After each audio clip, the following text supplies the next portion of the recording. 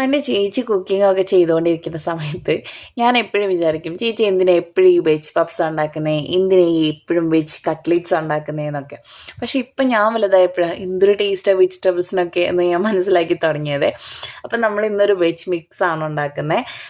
എല്ലാ വെജിറ്റബിൾസും കയ്യിലുള്ള എല്ലാം എടുക്കാം. ഞാനിവിടെ കോളിഫ്ലവർ, അതുപോലെ തന്നെ capsicum, potato, beans, green chilli എല്ലാം ഒന്ന് ബോയിൽ ചെയ്തെടുത്തിട്ടുണ്ട്.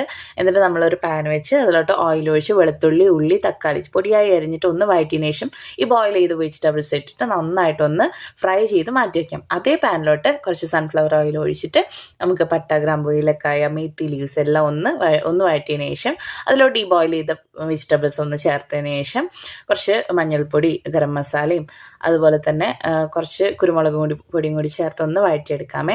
ഇതിലോട്ട് വേണമെങ്കിൽ തേങ്ങാപ്പാലും കൂടി ഒഴിച്ചാൽ നല്ല ടേസ്റ്റാണ്. നിങ്ങൾ എന്തായാലും ട്രൈ ചെയ്ത് നോക്കുക, നിങ്ങൾക്ക് എന്തായാലും ഇഷ്ടപ്പെടുവേ.